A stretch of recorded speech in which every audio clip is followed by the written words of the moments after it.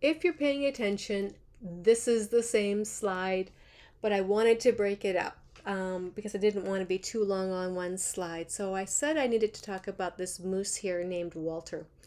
Walter's a really great example of how ecosystems function, how ecosystems don't have clear boundaries, and how energy moves in an indeterminate fashion through ecosystems.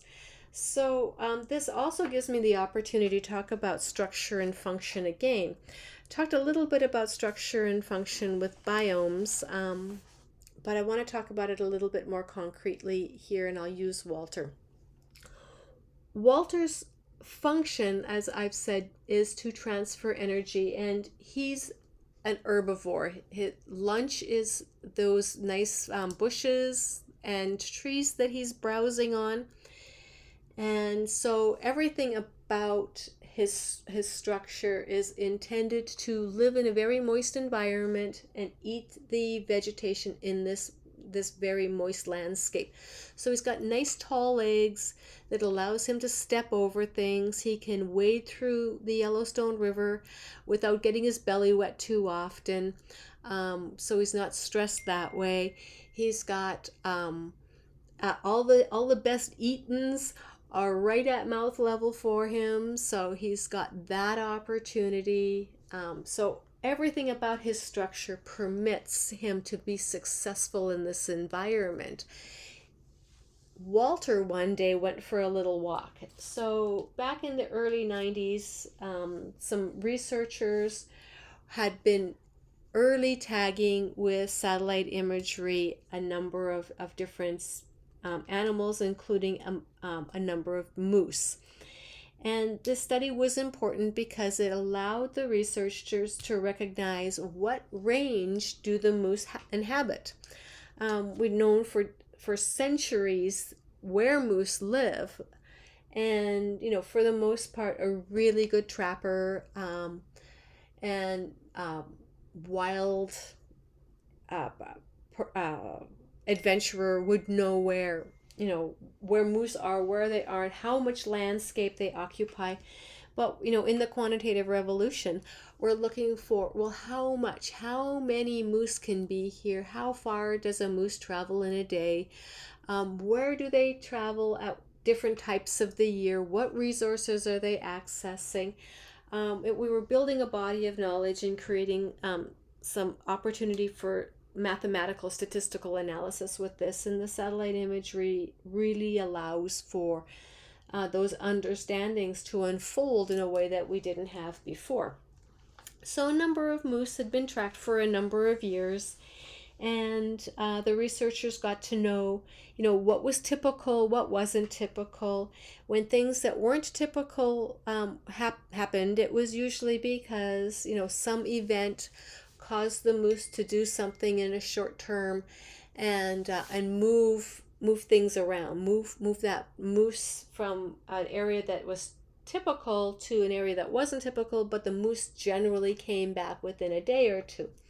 So this happened to be a case where they thought Walter was just on one of these little adventures. Maybe some wolves chased him, but he would come back after a day or two.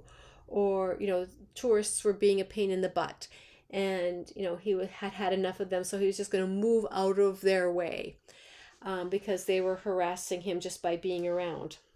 Which causes a lot of expenditure of energy, and in rough years that's hard on those animals.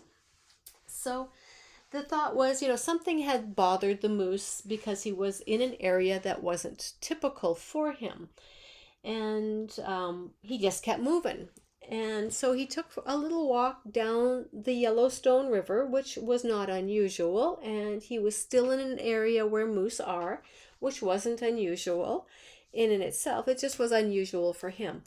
And he just kept walking, and the Yellowstone River flows into the Missouri River, and the Missouri River flows into the Mississippi River. And it's not too long after you leave the Yellowstone National Park that you get into grassland environments.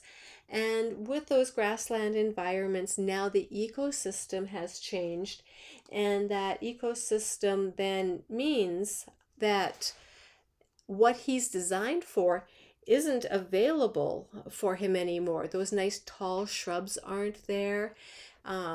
He's going to be eating different food that don't work with his system anymore. So the thought was, okay, he's out on the prairie. He's going to turn around and come back. Well, he didn't. He kept following the Yellowstone River out onto the Montana prairie, and pretty soon he's in the Dakotas, in North Dakota. Very weird. Couldn't figure that out. And he just sort of kept, over the weeks, they're tracking him, and he's not doing well because he's not eating the foods that he needs to have. And eventually he expires, he dies out on the American prairie.